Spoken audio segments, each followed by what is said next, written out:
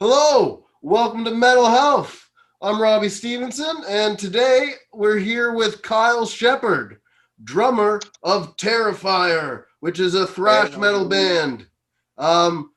Terrifier came together in 2012 out of the province of British Columbia on the West Coast. Say hello, Kyle. That's right. Hey, how's it going, Robbie? I'm loving it. I'm having a good time. Right on. Yeah, I'm just here in Vancouver on a cool, cloudy October Vancouver day. Yeah, yeah. That's the month we're in. That's right. Yeah. So what's your favorite part about being a drummer? Is it the counting or the hitting stuff? um, I would say a little bit of. I would say it's almost equal. It's Okay. almost equal, Hitting but stuff while you count. Okay. yeah, I would say the hitting it outweighs the counting a little more, though. But there's something gratifying about having nice, organized drum parts and music. Yeah. And So making them there's sound definitely cool and there's metal. definitely some gratification about counting also. Counting in a sequence, in another sequence, in a sequence. Yeah. That's right. That's right, man. Yeah. I'm a really shitty drummer that never practices, but I've got an electric kit. Okay. Yeah. Yeah. I guess I have some strong opinions on electric kits. I know that they're highly technologically advanced pieces of gear, and they're all good in that. But and I know that like the mesh head ones are great and stuff. But I find that if you want to be a quote unquote drummer, there's nothing that replaces actually playing on a real drum set. That's And like I that's say, now true. now we get the mesh heads and stuff like that. It's like, yes, we can replicate, hitting a real drum and the sensitivities and the dynamics and on and on and on. And the cymbals are a lot better now. They're actually like made of metal and have good sounds and sensitivity and all that.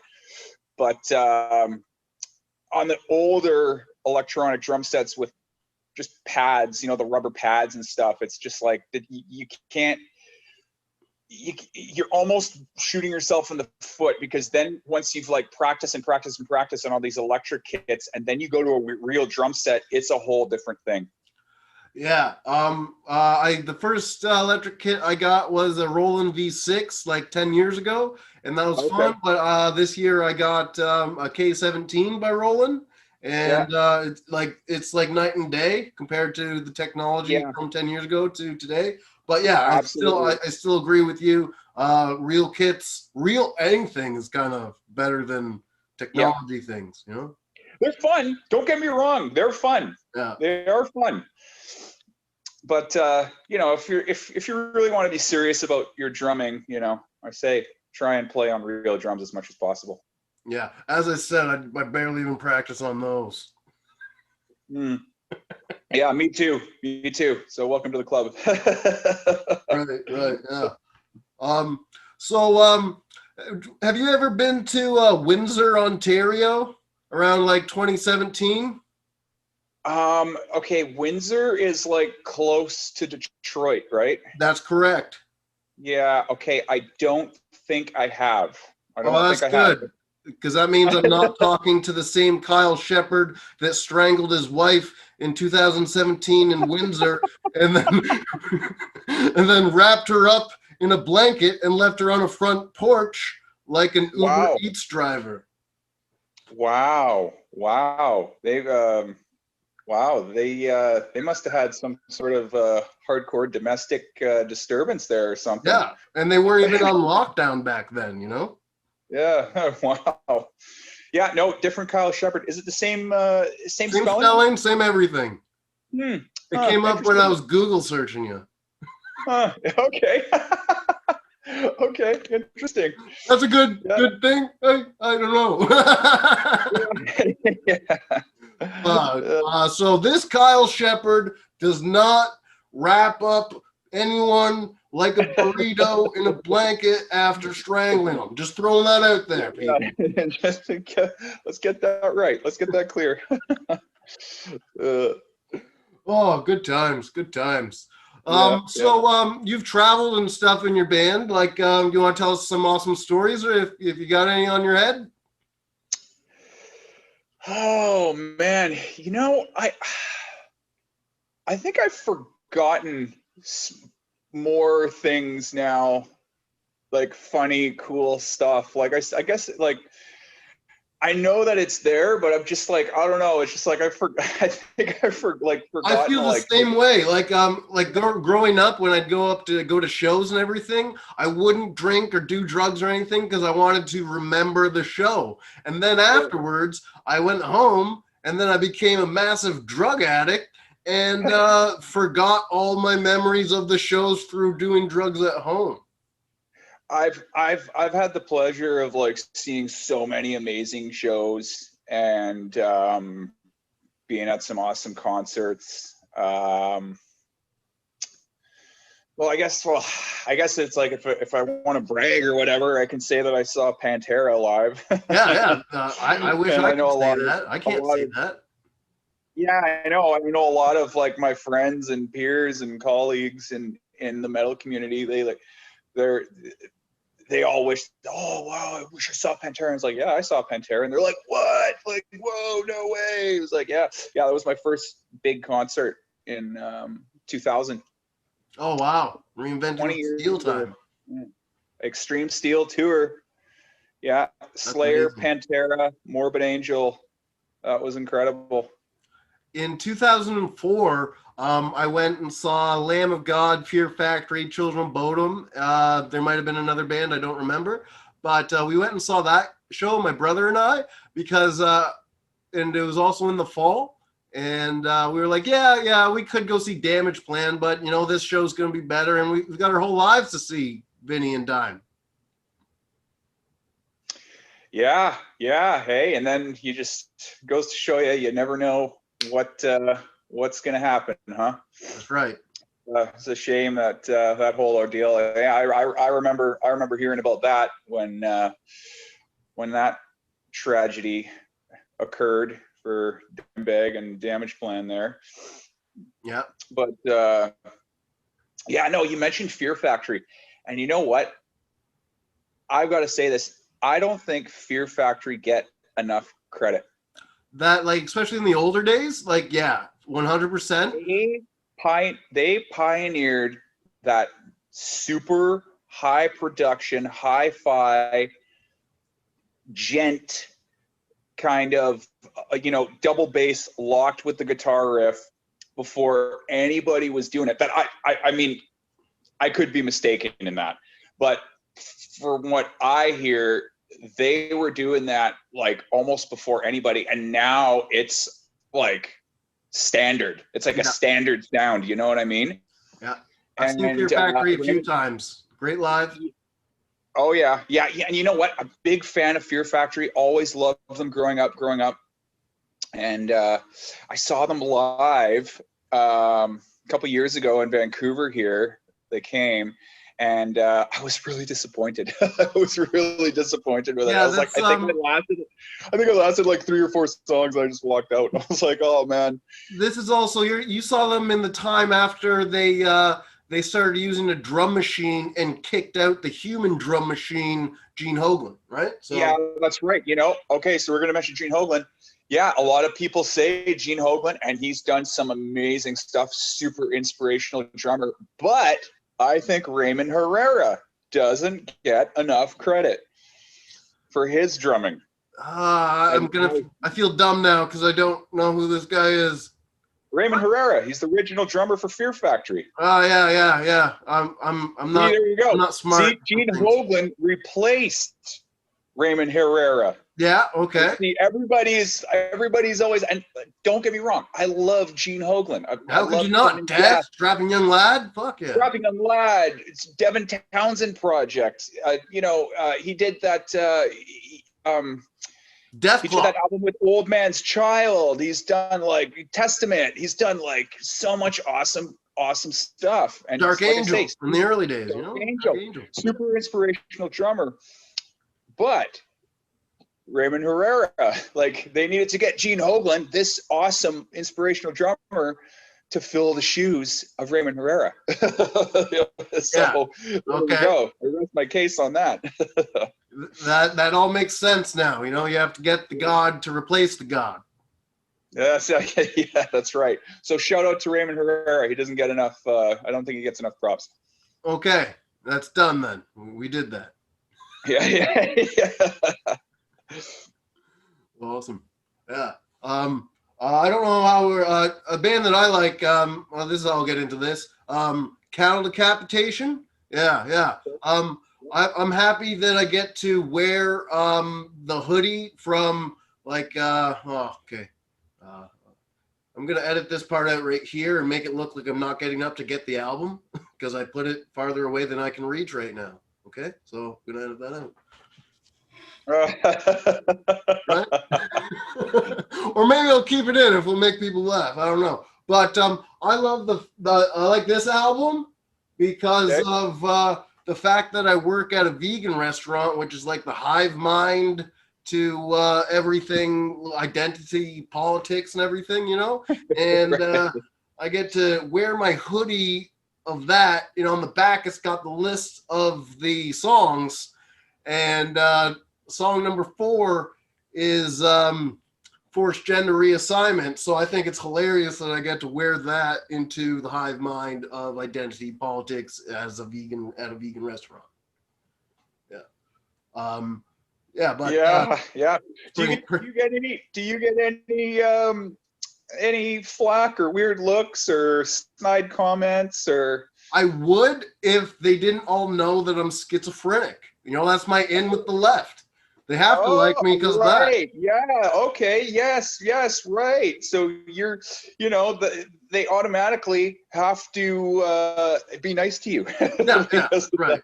Like I'm not just like evil to them. I'm like evil because of something, because of one of their labels, and that's why I'm in with the left. Yeah.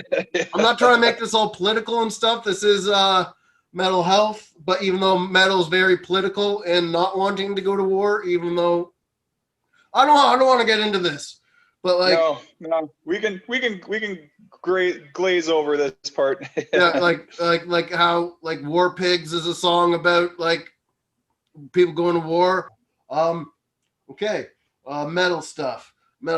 How old were you when you started to play the drums and all that jazz? Got my first drum set when I was 10 years old. Was it a full piece or was it just like a snare and a hi-hat and then slowly built up from there? Set. It was a Maxwin drum set, and it was just a one rack tom, one floor tom, one kick drum, and I got actually a really nice snare drum. And to this day, I still wish I had that snare drum, but I was like really young and didn't know how much of an awesome snare drum was. It was a Ludwig Acrolite, which isn't like an outstanding. Well, I guess it is an outstanding. It was a really nice snare drum. It was a really nice snare drum. It sounded cool. Yeah. And they're kind of like, they're a pro drum set, but I guess they're a more middle of the road snare drum, but they're from Ludwig Drums. And, Ludwig is a pretty prominent name. Anyway, so I didn't really have any, mentorship around me to tell me that was a really great snare drum, and I sold it for like $60 or something like that when I was like 12 or 13. And so but I got the drum set, and my dad played drums, like nothing serious, but he like just jammed with guys like his buddies in the basement and stuff like that. And there was drum sets in the garage, and there were drum sets in the living room sometimes. And it was like, some of my earliest memories of like being like a little kid, like a toddler, and like my dad would like sit me on his lap and like grab my hands and air drum. So I got a feel for it like super young. And then the drums were always around. And so, and I was always like really exposed to music. Like my dad was really into music and had like a huge CD library and like a huge stereo and stuff like that. So there was always music playing, always music around. So yeah, I got a feel for it from a really young age. Cool. That's great. Yeah. The younger, the better as far as learning stuff goes, right? Yeah. Yeah, absolutely. Absolutely. Yeah, for sure. Absolutely. Yeah. I always wanted to play drums and stuff, but also a friend of mine in public school played drums. So my parents were like, "Oh, you only want that because he's got one." And then I bought a electric kit around 10 years ago. And I've never really been never practiced hard enough to be good, but I enjoy it. Yeah. Yeah. Like I say, it's like, I don't really practice that much either. Like, and you know, like I say, it's just, I just had this talent from like a young age and I can just kind of do it. So I guess kind of rely on my talents more so than practicing. I do find though, like as I play with my bands and stuff though, if there's like, I'll make like mental notes and it's like, okay, I got to work on that. Or if there's one part that I'm having trouble with, it's like, I'll just try and break that part down as simple as I can and try and just really hone in on that one particular thing. And yeah, then I guess that's my form of practice, but I don't do like, you know, an hour to 3 hours a day of like, you know, practicing to a metric drum. I went to music college for a couple of years and was like absolutely immersed in music and like ate, slept and breathed and lived music for 3 years straight. And so I guess that was great. Like I look back on that time in my life and it was just like, wow, that was so amazing. Like I learned so much from doing that. And it was, I wish that I could like almost do that again at some point, you know. It was just like, you don't have to worry about anything. I got a grant to go to music college. And so it was just like, everything pretty much was paid for. And so I just focused on music. So yeah, learned a lot there. That was really cool experience. Cool. Yeah. That's I said cool again. I gotta stop doing that because I do it too often to every response. It's all good, man. I use dumb redundant words all the time too. So I should be say something fancy like exquisite or something. I don't know. Yeah. Okay, cool. Yeah. So is there anything you want to talk about, to plug or anything before we get going? Yeah. Well, yeah, I mean, yeah, Terrifier is we're still doing it. We're recording a new album right now. All the drums are done.